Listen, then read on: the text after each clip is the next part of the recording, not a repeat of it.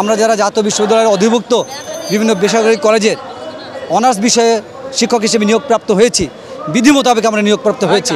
কিন্তু দুঃখের বিষয়, হঠাৎ করে কোন অশনি সংকেতের মধ্য দিয়ে, কোন অশুভ শক্তির বৃদ্ধাঙ্গুলি প্রদর্শনের মধ্য দিয়ে 2020 সালের শিক্ষা মন্ত্রণালয় থেকে একটি পরিপত্র জারি হয়, একটা সিদ্ধান্ত জানানো হয় যে আর নতুন করে কোনো শিক্ষক অধিভুক্ত করা হবে না।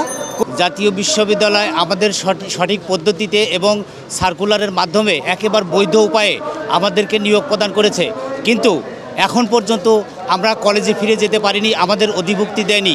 আজ এ মন্ত্রণালয়, আজ ওই মন্ত্রণালয়, বিভিন্ন জায়গায় ঘুরে ঘুরে আমরা এখন পর্যন্ত এর কোনো সঠিক সমাধান পাইনি। আমাদের সঙ্গে যারা নিয়োগপ্রাপ্ত, যারা এখন এমপিও পাচ্ছে, তাদের সঙ্গে আমাদের এমপিওর ব্যবস্থা করতে হবে। যদি এটা না হয় আমরা নেক্সটে অবস্থান অথবা অনশন কর্মসূচিতে যাব।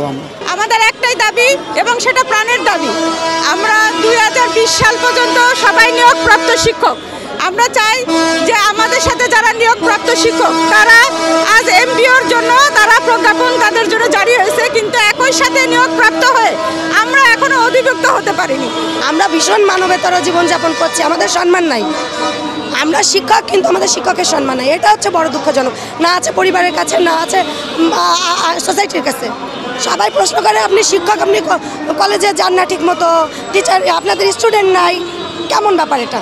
এটা লজ্জাজনক পরিস্থিতি। আমাদের হাজব্যান্ডের কাছেও আমরা ছোট হয়ে যাচ্ছি, আমাদের পরিবারের কাছে ছোট হয়ে যাচ্ছি। আমাদের বাচ্চারা জানে আমার মা শিক্ষিকা, অথচ আমি শিক্ষকতা করি না।